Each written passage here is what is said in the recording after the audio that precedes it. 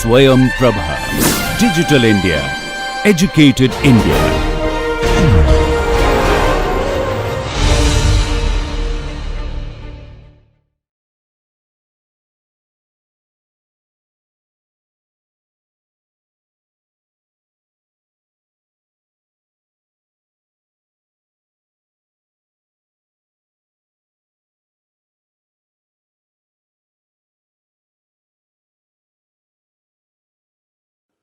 Hello and welcome to Marketing Management, a VUCA perspective.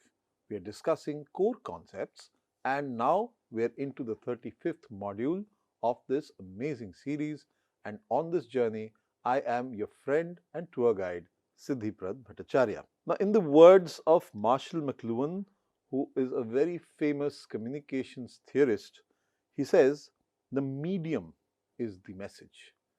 It speaks volumes about his understanding of human communication and also captures the way the choice of media which we bring in order to convey the message to the consumer is something that forms the part of the message itself, because it defines a lot of things.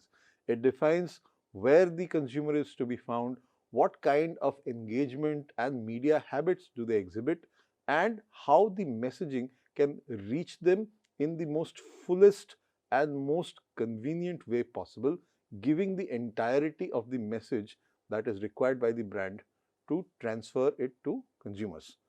So with that, we begin this particular conversation where we are talking about how we convey the message across suitably, and the choice of media therefore is increasingly important to ensure that even the best crafted messages reach the right audiences for the necessary desired impact.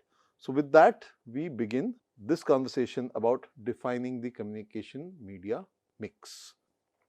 Now, when we are talking about integrated marketing communications, because now we are getting into that particular space, in today's fragmented media landscape, what you get is strategic communication, because it's very important to understand that the messaging and the media that carries it need to be structured in a way so that it is not lossy, and the ROI, the spend and the returns on it are extremely important for marketers to handle and manage. This serves as the bedrock of effective marketing, and successful brands masterfully orchestrate multiple channels. It's not just one particular channel through which communication is sent out, because consumers do not listen to one message and immediately act upon it. They need a little bit of coaxing, they need a little bit of cajoling, pushing them in the right direction, maybe at times even coercion, but very subtly. And so therefore, to connect with the larger audiences, which are target audiences, and cut through whatever noise is there, all the excess information, all the pieces of media blabbing into their ears, into their senses, etc., you have to cut through that and deliver messages that really resonate, that connect with people. People feel that this message was crafted for them, it intrigued them, it made them laugh, cry, made them fearful, or made them feel very inspired. All of these things happen. So the reactions of the messages are also equally important, and we delve into the dynamic world of marketing communications here, where we reveal how companies strategically distribute their resources, because they've got only limited funds, and they put it across diverse media platforms and build the brand equity, and they forge emotional connections with their target audiences, and most importantly, trigger a consumer response. So we will look at breakthrough integrated campaigns, we'll examine unique advantages and limitations as well of each communication vehicle, and provide actionable frameworks to craft powerful media strategies. How to synchronize these elements? You will be able to weave consistent, compelling brand narratives and create meaningful impact at every single consumer touchpoint. Now, when we talk about the media mix for communication, we will see that there are 9 major channels through which key communication vehicles move and drive marketing success. Now, within this, there are 3 major media categories which have strategic classification across the marketing spectrum, and when you're approaching the campaign, you try a wholesome 360-degree campaign approach. You approach the subject from whichever angle possible, whichever media vehicle is utility for you. So that gives you a holistic marketing strategy for creating the maximized impact that you want. Now, successful marketers skillfully distribute their communication budgets across 9 critical channels which are advertising, online and social media, mobile marketing, direct marketing, events and experiences, word of mouth, publicity and public relations, personal selling, and product packaging as well. All of these formats, they are part of the communication, the messaging, the conversations the brand has. The brand can't directly go and start chatting consumers up on a one-on-one basis. So therefore, all these media come to the aid and they become the voice of the brand. And that helps deliver unique benefits and fulfills each specific role outlined for all these particular decided upon pieces of media and gives a universal cohesive communication framework for the brand. This is the same industry and often adopts different media strategies because they reflect their unique brand identities. Again, it's not that if every media possible is available to you, you use everything and do a scatter fire. We've talked about how scatter fire versus incisive strategy differ. And look at how Avon emphasizes relationship-based personal selling. Revlon invests substantially in high-impact advertising. Similarly, Electrolux built its legacy on door-to-door sales approaches, and Hoover concentrated resources on advertising campaigns.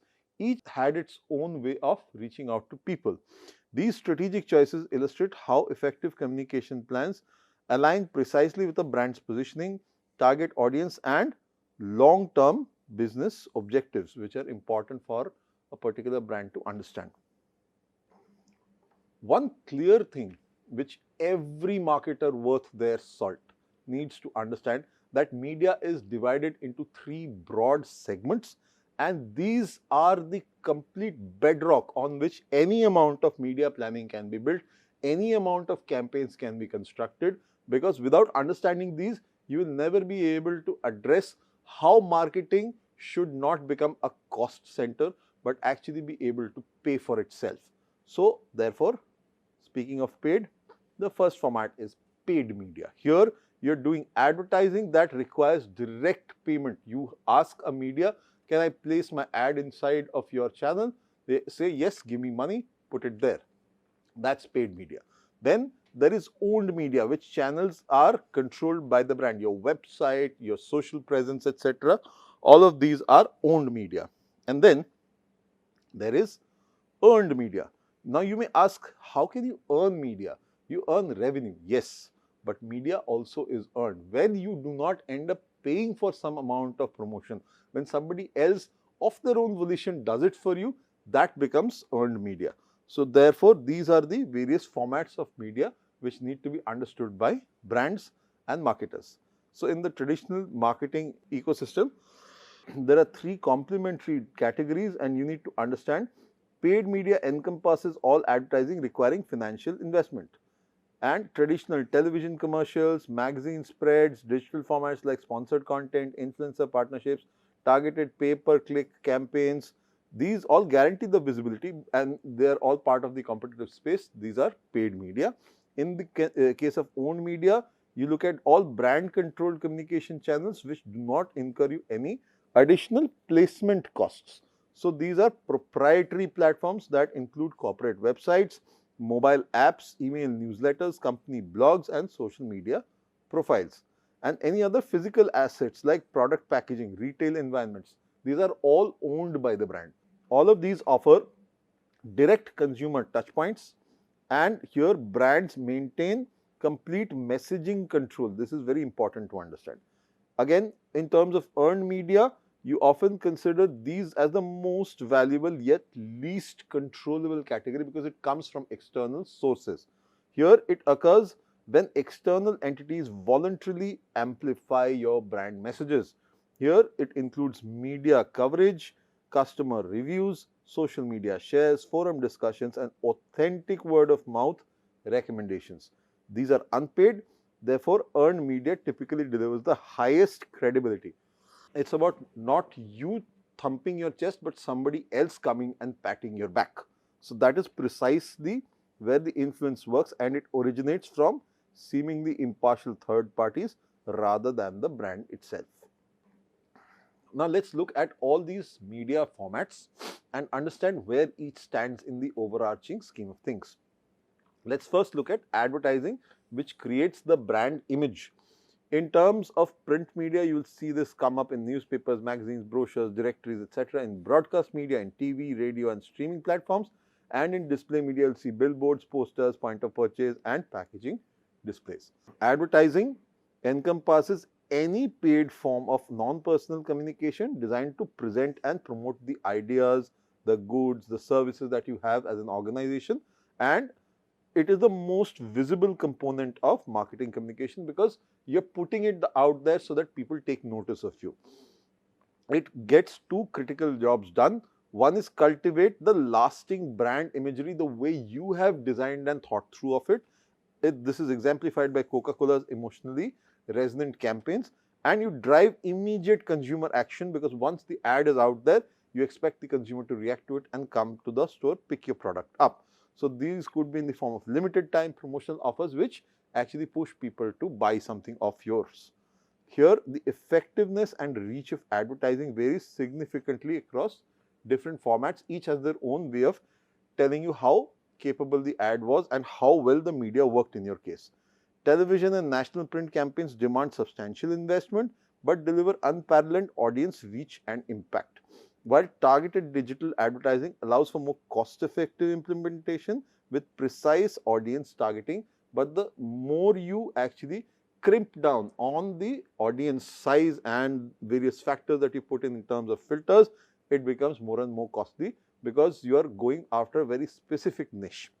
Marketing research typically consistently demonstrates that the visibility of advertising, particularly in mainstream media, serves as a quality signal to consumers because if you're big, you've got the money, then is when you are actually going to go to national media and advertising on a TV or a print or a radio or a various other posters, etc. on those assets.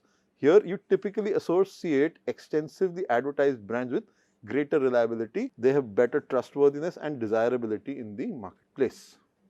Whereas when it comes to online and social media communication, you will get the brand websites, you have social media platforms, and then you've got digital advertising. Online and social media communication encompasses all strategic digital initiatives and engages customers through their entire decision journey.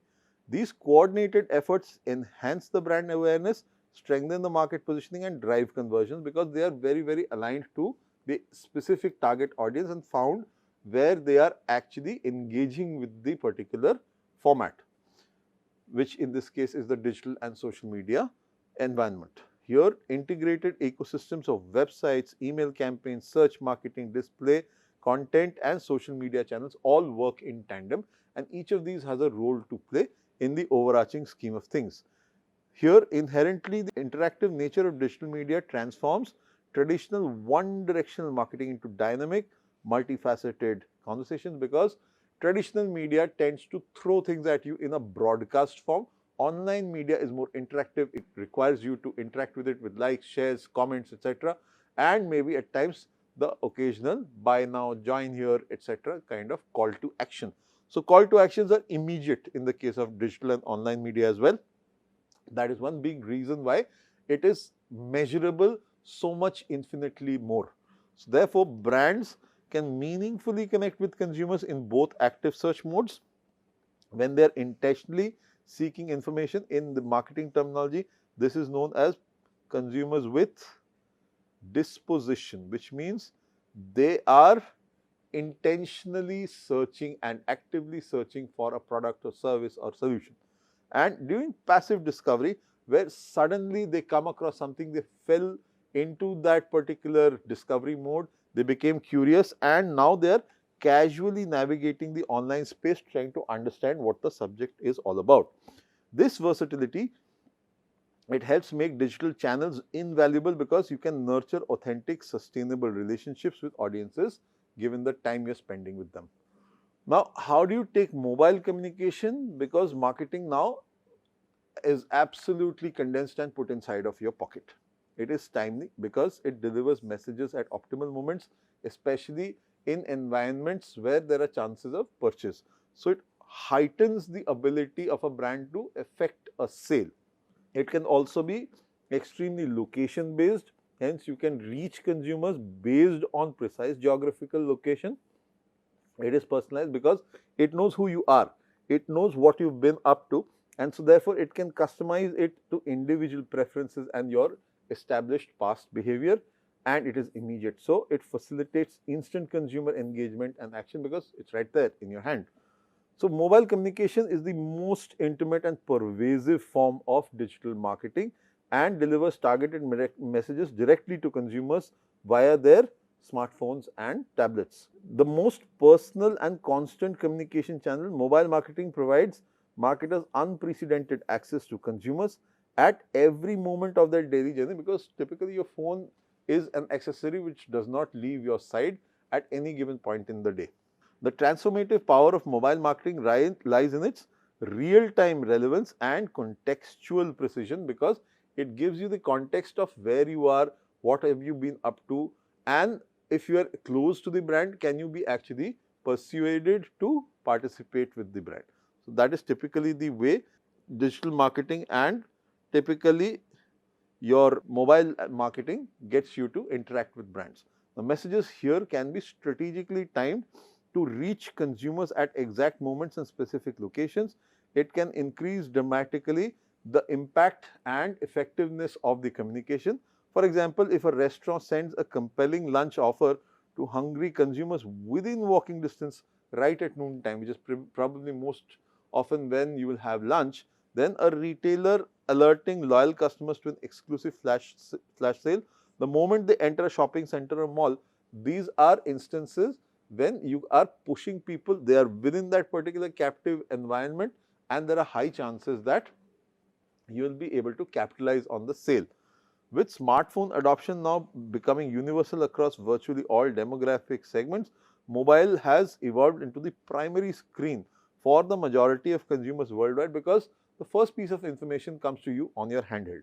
And it is not just important but essential to any cohesive and forward-thinking marketing strategy to keep mobile front and center, because through that the connectivity starts to really propagate to consumers. Now, if you look at direct marketing, here you're creating personal connections. Traditional mail used to be the snail mail, which gave tangible printed materials directly to homes or businesses and created physical brand touchpoints. Then you had telemarketing, where people would call you up and person-to-person voice conversations would ensue. Now, this gives you real-time relationship building, because those callers could have a word with you and try and coax you into buying something. Then you had email marketing, a little less personal, but still, if they understood you as a customer, this piece of digital communication would be delivered to your inboxes and have trackable engagement metrics. Did you open the email? Did you go through the email? Did you click the call to action button and such like? Now, you've got text and chat, which is immediate. And here you can have conversational mobile messaging. So it prompts you to answer, and therefore there is interaction, whether it is with a bot or later handled by a human agent. As AI comes into this particular space, you see the evolution of text and chat grow phenomenally, and the next thing you will see here is voice, because now everything is voice. You can speak with it, you don't even have to lift your thumbs. All you need to do is open your mouth and say what you will. Now, the AI, when it gets developed to a certain level, it will be able to interact with you and address your concerns suitably well, and that is precisely where the entire scenario is going to pivot towards. So with that, direct marketing has become very complex and will also become further enhanced as we go along. Now here, events and experiences are the next set, where you extend the brand memorability by creating moments where people enjoy, they get deeply immersed into the brand by their own choice and volition. Here, what comes to the fore are sponsored events, where you have various sporting or musical or theatrical or art or exploratory discovery based experiences which can be built in. This could be local musical festivals, it could be Olympic sponsorships, all of it creates powerful positive associations between brands and shared cultural moments that resonate with target audiences. It is highly fine-tuned to that particular audience, their needs, and how the brand fits in and addresses those particular needs. Then there are brand installations. These are adjuncts which come up installed by brands at various places and is part of the guerrilla marketing technique. Here you create immersive experiences like the Guinness Storehouse, you have Nike Innovation Centers and Instagram worthy pop-ups that transform brand stories into tangible, shareable adventures for consumers. It could even be in the form of an installation which you just stand up against and take a photo opportunity selfie. Now, all of these things create those moments, and at times they lead to consumers also enhancing those particular moments. And finally, then you've got cause marketing, because people are aware, they're synced with various causes, they want sustainability, they're looking at supporting certain things which they hold very dear. And so therefore, purpose-driven initiatives such as the Tom's 1-for-1 model or Patagonia's environmental activism, these all forge authentic emotional connections and align brand values and customer beliefs together and get people moving in a certain direction. So, experiential marketing creates powerful brand connections because people are immersed, they are in the captive audience, and most importantly by their own volition, they are doing things there. So, there is a lot of activity which is happening. There is immersive participatory interaction with the consumer, and consumers actively choose to be there and do whatever they will. Now, this is unlike passive advertising which just throws something at you and hopes it sticks. Here, there are tangible experiences and they forge memorable emotional bonds, especially when delivered right. This can help create long-term loyalty and advocacy for the brand. The psychological impact of experiences stem from multi-sensory nature, because these events and experiences, they engage all your five senses, whether it be sight, sound, touch, taste, smell, and create holistic memories that become intertwined with brand perceptions. Cinema, for example, has moved from just the viewing experience to something called 4D cinema, where your seats shake and there is spray as you go through water. So especially adventure cinema or action cinema is something where you go through that entire experience only enhanced. So there is a light and sound show happening side by side as you experience the movie out there in front of you. So all of these things immerse you within the movie experience further and leave a lasting impression on you. Now, this experiential approach particularly resonates with millennials, Gen Z and the further generations, because they are technology natives. So, they have either seen the technology turn its leaf or have been born straight into that entire universe. And so, therefore, their ability to adapt to it, take it on very, very naturally is something which is self-evident. And these consistently prioritize meaningful experiences over material possessions. They want the experience as part of their life story, and that is why they try to engage with all these events and experiences.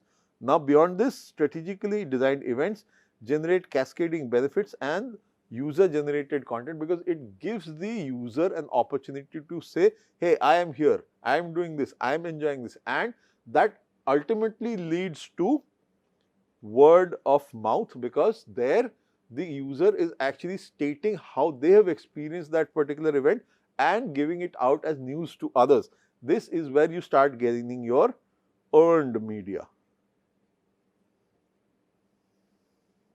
So, these are aspects which come to the help of the brand, and so therefore, the earned media coverage, the word of mouth amplification, they all come and help the brand out. And successful experiential campaigns seamlessly integrate brand purpose with consumer passions and create authentic moments that feel like valuable experiences rather than something where it is salesy, it is a marketing exercise. You can smell that it is there disruptively trying to take your attention away. This feels more integrated, more collaborative in nature. So, these are things which marketers need to be careful about. Now, let's cut to the deepest and the most influential part of marketing, which is word of mouth. This is the power of peer influence. This is the most believable aspect of marketing and needs to be triggered properly. You will see that friend recommendations, online reviews, brand websites, TV advertisements, and finally social media ads are the falling nature of believability as per this graph. And you see friend, when I say friend, it also includes family as well. Here you will see word of mouth represents the organic spread of information, and this is through consumer conversations and recommendations. The chart showcases how personal recommendations command an unparalleled 92% trust. So, this is extremely important to understand. It makes peer influence the most credible and powerful marketing format across all products and demographics. So, friends, online reviews, these, then brand websites, this may come in later, but this segment particularly is the biggie. Here you will see actual people talking about products, brands, services, etc. And when they talk trigger that particular initiative. They actually lend their voice and help the next line of prospect customer to actually look at it deeper and experience it or want to experience it. So, there is a certain amount of curiosity which is generated and engagement which is provoked. This creates genuinely remarkable customer experiences, and even getting micro influencers authentically and developing products with built-in conversation value helps to expand the brand's impact on the consumer. So, then you've got publicity and public relations where you build credibility and also defend it at times. So, here there is high credibility because PR messages command greater believability than paid advertising. Why? Because they are delivered through trusted third-party media outlets. Now, media covering a particular subject gives it a little bit of a unbiased flavor, if you will. Although at times media can also be biased and they may be paid to do this, and they do a hash job of it, it comes across as if it is doing paid marketing for them. But when done properly, it comes across as a credible understanding piece by media which is unbiased, and that helps customers to regard this as more objective and in their favor, giving them the hard facts rather than giving them a very nice sugar-coated story. Now, here if you see cost effective reach wise, PR can generate expensive exposure and it comes at a fraction of the traditional advertising costs. The outcomes remain less predictable though and controllable than paid media placements, because it generally has a very open nature and open to interpretation kind of interaction with consumers. But there also, if the product is right and the communication piece which has gone out is honest and clear, then it tends to have a positive impact as well. It also helps balance the reputation of the brand. So, reputation management comes in very, very importantly here. Strategic PR initiatives help organizations navigate complex challenges, mitigate damage and preserve the brand integrity, especially during crisis and when facing negative publicity. So, PR may take on many various forms. It may also become part of a paid campaign online or on the traditional media, and you can have a PR led advertising campaign as well. Some brands like Cadbury's have seen the need to do this when they had a problem with their product and packaging, and that is when a superstar of the stature of Amitabh Bachchan was got in and he was asked to tell people at large that how Cadbury has repaired its mistake. It took ownership of what they had done wrong and then came back and said that they have repaired it, and now they are appealing for the people's trust once again. So, through this they try and build relationships as well. Effective public relations cultivates vital connections and influential media outlets, community leaders, key stakeholders. They help shape and amplify the public perception of how the brand is seen. So, the distinctive power of PR lies in the third party endorsement effect, very similar to what we have seen in word of mouth, although a little more organized here. So, there are news stories and featured articles, and these help create that particular shell around the brand. It gives it a substantially more trustworthy look and feel, and it is something that may work better than advertisements as such. And this inherent credibility makes PR especially valuable for complex products requiring nuanced explanation for brands, and it seeks to establish authoritative positioning in fiercely competitive marketplaces. And then there comes personal selling, where the power of human connection and one-to-one interactions actually comes into play. Here, the ability to build relationships is derived from the human to human interaction which it can be put in, and therefore it creates trust and personal connections. You understand people's needs on a personal basis. Here, you identify specific customer requirements and address those. You also are able to propose solutions and present tailored recommendations, and the chances of closing a sale, if you get people convinced, is higher because you can guide the consumer to that point where the sale gets closed. So, personal selling presents a dynamic face-to-face communication process, and skilled representatives engage directly with potential buyers and influence these purchasing decisions. The human-centered approach leverages salesperson's persuasive ability. So, that is where good salespeople really come into play, because if they have the ability to actually display a skill through which they can get other people convinced, it plays to their strengths. And here you can actually cover the product much better, and through interpersonal skills what you can do is establish connections. So, people trust you, trust your word, trust what you're saying, trust what you're leaving behind with them, and that helps create mass marketing channels cannot replicate that sentiment and trust which can be created here. The practice manifests primarily in two forms: retail selling.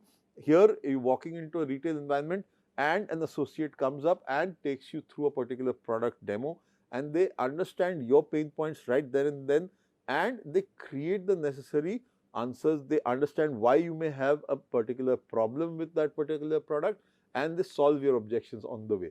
So, all of these things within a business environment help the brand to sell itself to you. Organizations like Avon and Tupperware have developed sophisticated business ecosystems which entirely work on personal selling, and they capitalize on the persuasive influence of authentic relationships and social validation, and through which they continue their activities. Personal selling demands substantial investment in recruitment, training and compensation systems for the people involved, and there is unparalleled advantage for complex or high value offerings which require demonstration, customization and consultative decision processes, because you have to literally handhold people into the entire buying act. So, that is important here, and with that you are enabling the representatives to calibrate their approach in real time and address objections and emphasize benefits to get your answers to each individual customer. Packaging at the end of the day is the silent salesperson, like we've discussed how Paul Rand had talked about design, and design for a brand is manifest finely in the packaging. It leaves behind a certain sensorial crumb for the consumer to follow. So, it attracts attention at the first go when you're seeing it. When you're going through the packaging, the benefits of the product and brand get communicated to you. It builds an emotional connect if it is able to evoke desires, feelings and associations with you, and finally it may actually push you to the purchase because, hey, it looks good, it feels great, I like it, I understand what it says, I think this is meant for me. These reactions are what packaging may actually be able to invoke in people, and so therefore strategic packaging creates multiple dimensions of the product understanding, and it conveys brand identity through deliberate choices in color, typography and the material science. So, the tactile level, the smell, the taste, the visuals of it, all of these things push people to that particular purchase moment, and it delivers essential product information and value propositions also as it goes along. Here it becomes the brand's most valuable and recognizable asset because it is clearly the product in its most material and physical form in front of people, and therefore people consider that instantly identifiable silhouette of the Coca-Cola's contour bottle or the aspirational status signaled by Tiffany's signature blue box. So, these actually define the particular nuances which people have already engraved in their minds when it comes to a particular piece of brand architecture. Here, the physical package and comprehensive visual identity system built in, encompassing the logos, distinct color palettes, typography and other design standards, These together create that seamless brand experience of consumer interactions, and from corporate communications to immersive retail environments, it works everywhere. So this is how packaging actually, without speaking a word, actually is able to convey what the brand has to say. So let's look at a few examples here. Mini Cooper is a case in integrated marketing. It is an exceptional understanding of how it has gone about. They've done innovative outdoor advertising. They revolutionized outdoor advertising with eye-catching installations, including curved palm trees suggesting dynamic speed, personalized billboards that greeted Mini drivers by name, a life-size Mini attached to a building that moved like a yo-yo, captivating pedestrians and creating memorable brand moments. It gives a certain shock and awe, as well as it gives a certain, we've talked about this before, new news. It keeps the brand fresh in consumers' minds. It says that the brand is alive, kicking, and very, very interesting. And that pushes people to interact more. The curiosity is built up, and there is general talk about the brand pushing acceptability and positive sentiment about it. So here you will see interactive digital experience. At the heart of Mini's digital strategy, you will find sophisticated user-centric website with seamlessly integrated product information, interactive configurations, and dealer locations, all built in very nicely and daintily into the website.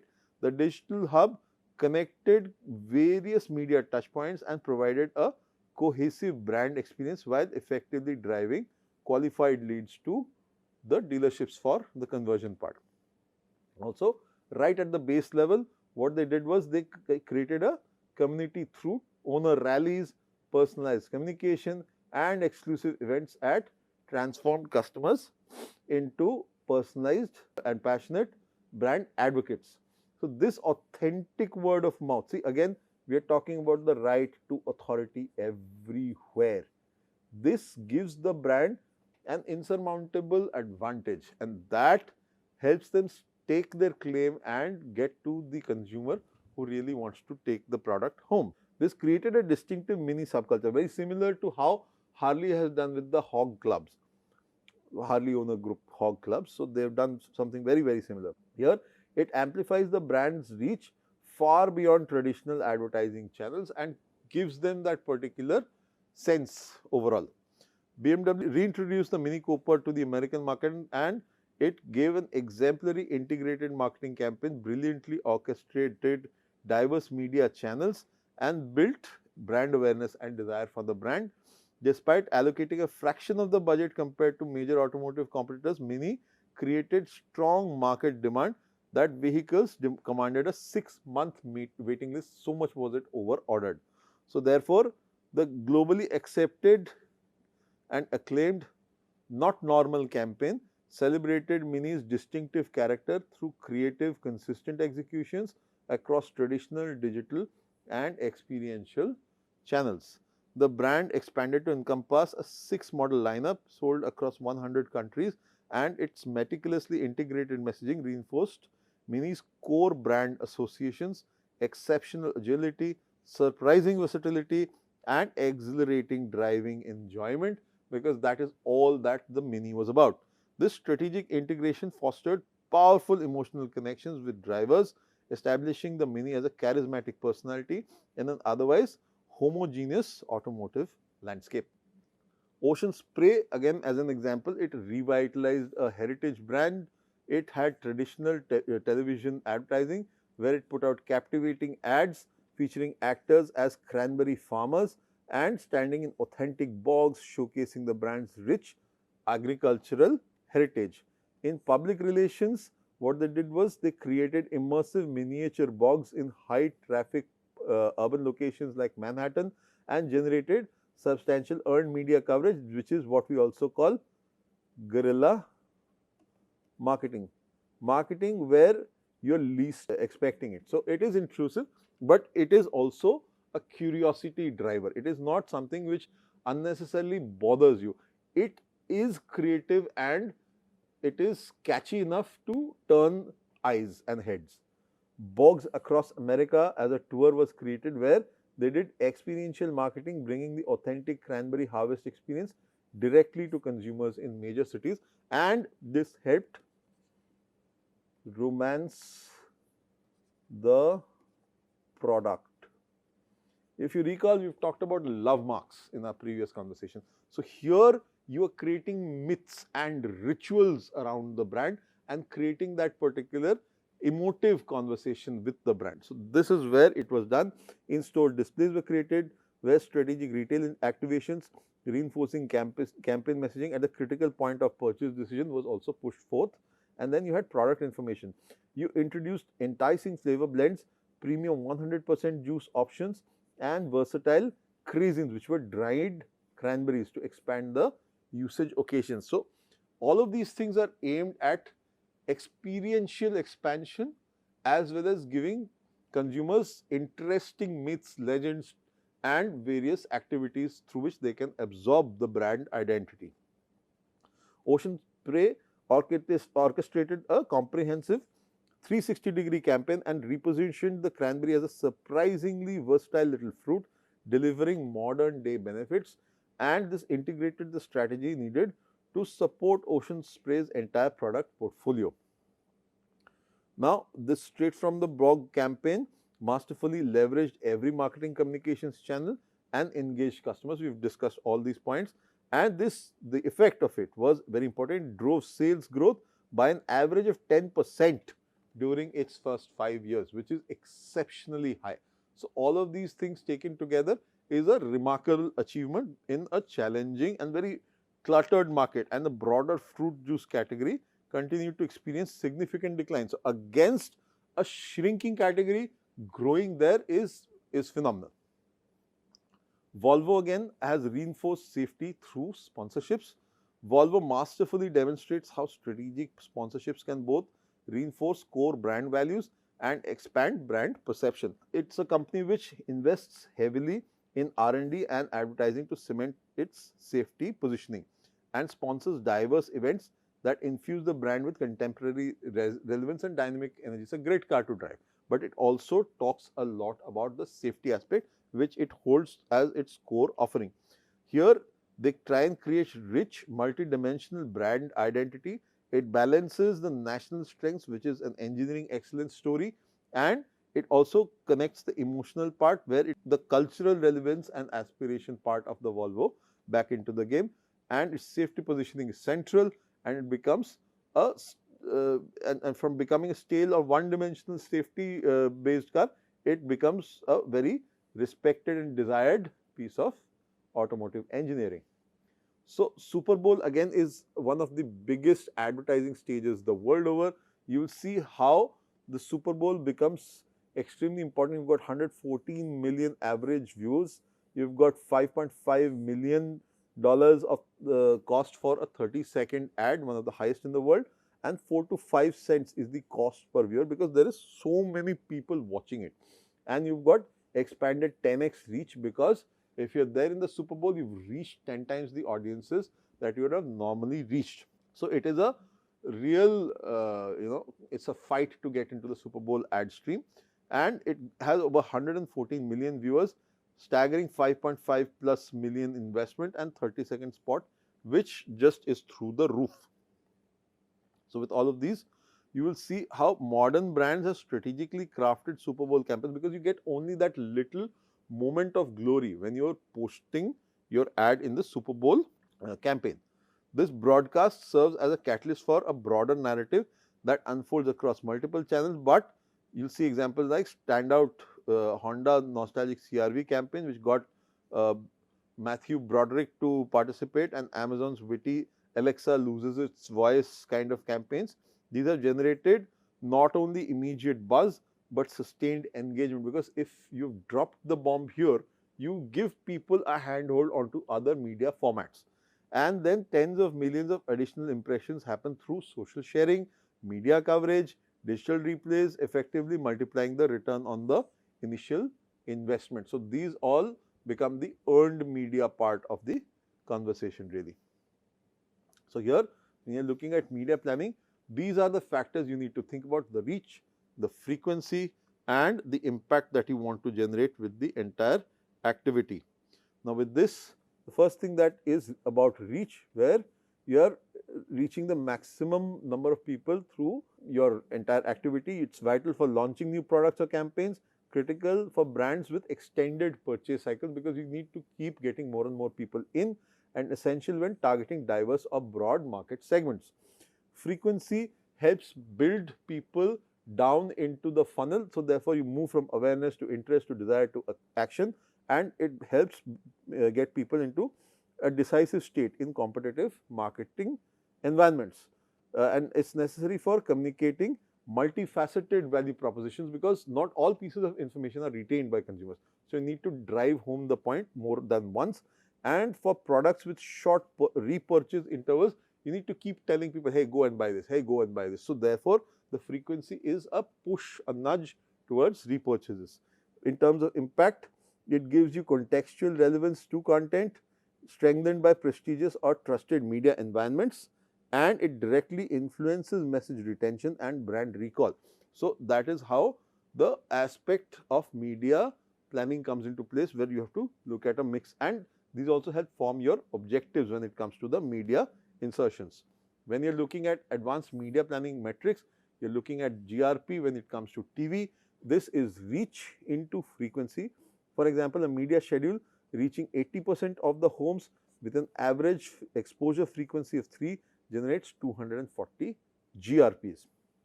And similarly, when you're looking at weighted number of exposures, this is reach into frequency into impact, and this is an advanced metric incorporating the qualitative assessment of media vehicles into traditional calculations. An advertiser in a specialized publication reaching highly engaged readers has greater impact than the identical placement in a general interest publication, similar audience size. So hence, your weighted number of exposures automatically goes up because the impact factor, and this impact is critically important to understand and also measure how you can improve your ROI. Now, when you're looking at media factors and evaluating them, you have to look at the kind of audience that you're actually speaking with.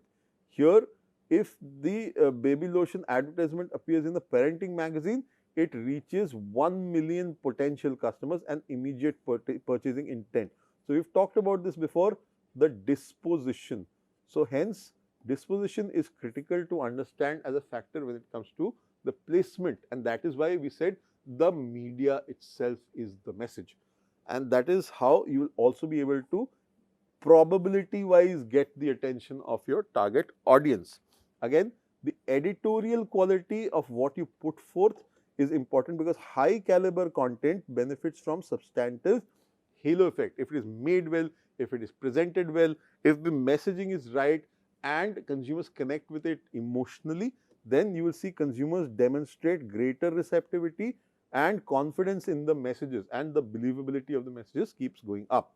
Now, if you've talked about policies and services, the incremental value derived from specialized placement opportunities such as regional editions and precise demographic targeting and industry specific sections, then you'll see substantially enhanced message relevance and resonance with that audience, and the audience segment will love what you are placing in front of them. So that is important for media planners to understand as well.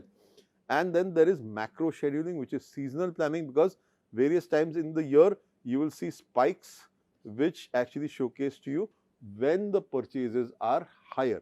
So that is the time when you also push it, because the propensity of consumers to buy during those particular points are higher, and you will reduce these when there are lesser times. If you have certain shifting objectives and an opportunity to capitalize, then you may also do small bursts in certain times like this if you have to cover certain lost ground. Now, with that, we also look at micro scheduling, where you time the communication within certain periods. So, analyze the buyer turnover, determine how quickly new potential customers enter the market, and higher turnover rates necessitate more continuous communication to effectively reach emerging prospects, because the newer ones may not be entirely exposed to you as a brand. So, hence you need to keep bringing them back into the overall set. Then you have to assess purchase frequency and understand how frequently consumers typically purchase your product. So, therefore, frequently purchased items demand more consistent communication, and they maintain top of mind awareness at each decision point. Then if you are evaluating the forgetting rate, assess how rapidly consumers forget brand messages, and therefore after exposure, products with higher forgetting rates require more frequent messaging. So hence this is all a frequency game here. Again, if you're selecting your scheduling strategy, choose the optimal approach of continuity, concentration, flighting or pulsing. So continuity means a continuous insertion of elements. Then concentration is when you do it in packets, when there are higher proximity chances of sales happening. Flighting is basically you take certain flights at certain points in the entire period, and pulsing is you go in a sine wave. So you keep adding or losing the campaign frequency at times. So this is based on the preceding factors and other campaign objectives which you have in mind. Now these 4 media scheduling strategies, continuity looks like this, concentration is put up in certain pockets as per the sales figures also you can see. Flighting is strategic alteration between advertising periods and deliberate silence like we said, and pulsing is basically consistent low level communication which you put out in a sine wave and you keep it going, and it has strategic waves of intensified activity which are marked by the crest, but you're always present at a baseline level at least. Now in terms of geographic allocation, whether it is national versus local, national buys give you purchase across national TV networks, radio syndicates or widely circulated magazines, and this helps ensure consistent brand messaging nationwide and sacrifices granular targeting capabilities.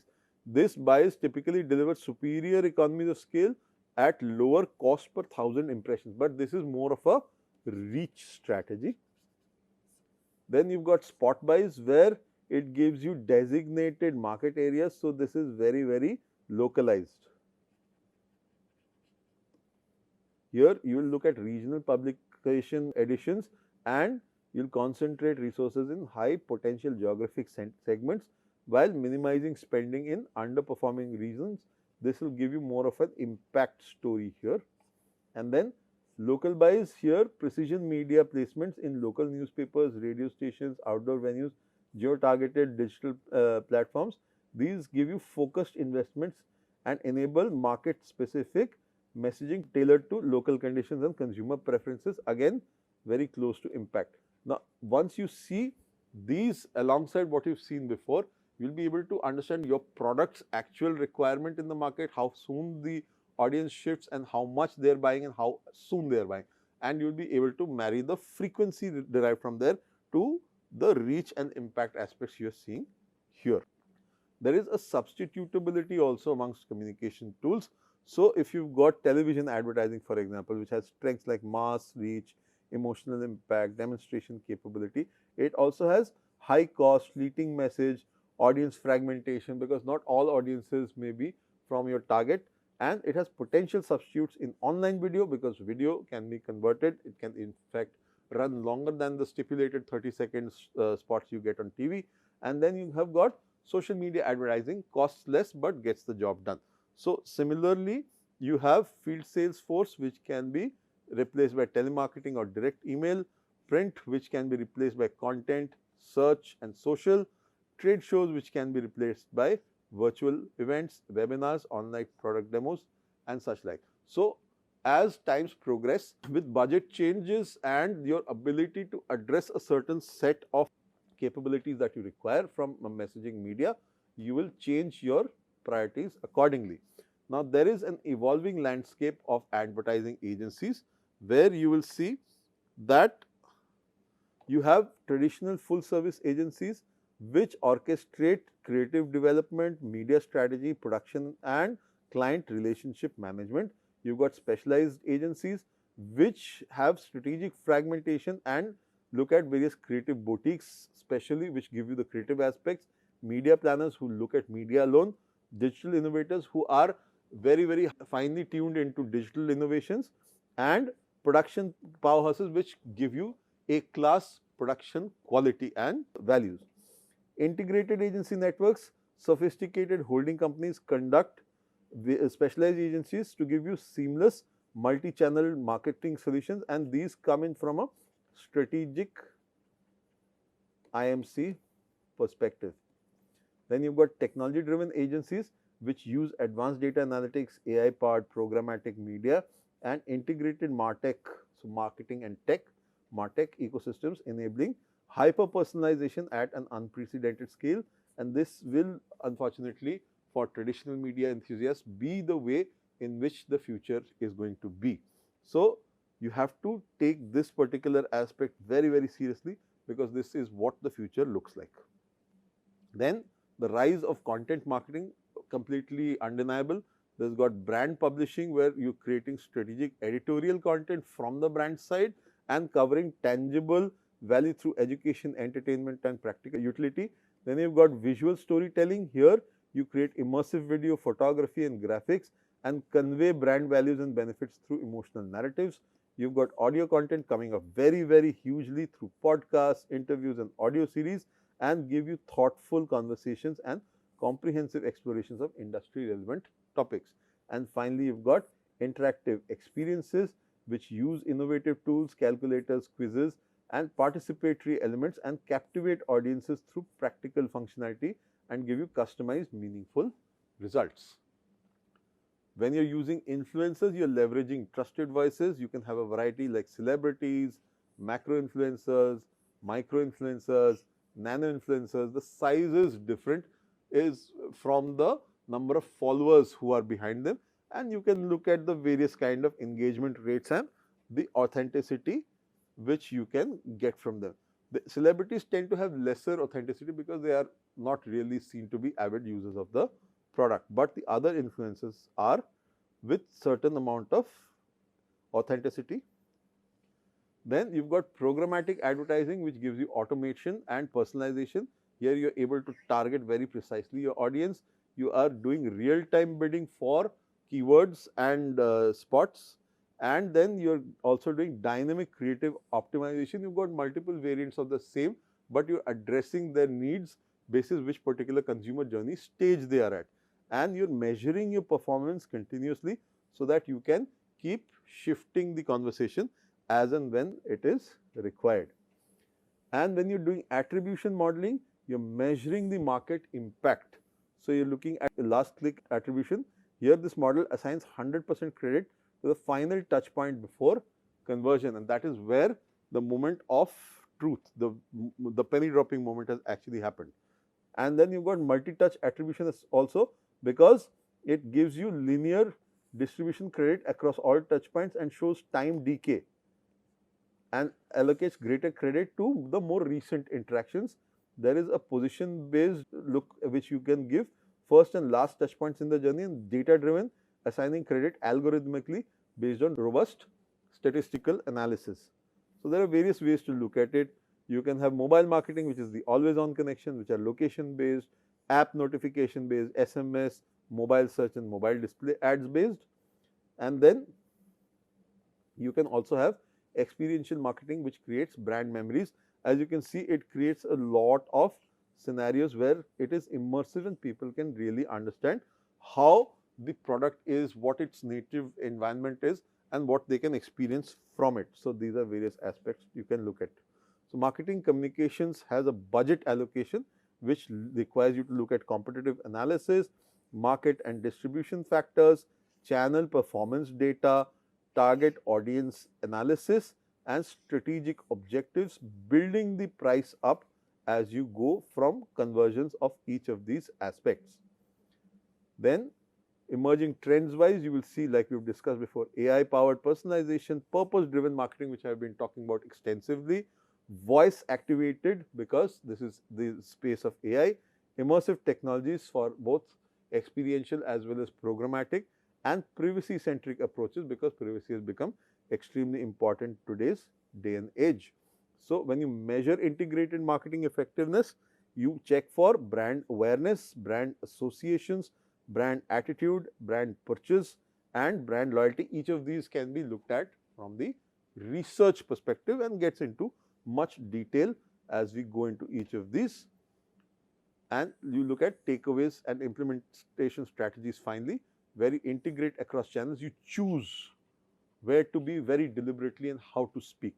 You optimize your channel selection, you balance your short-term and long-term objectives, and measure comprehensively how your interactions with consumers are working out in your favor. With that, we come to the end of this particular segment, but we will move on to more detailed understanding of communication media in the next one. Until next time, I'll see you.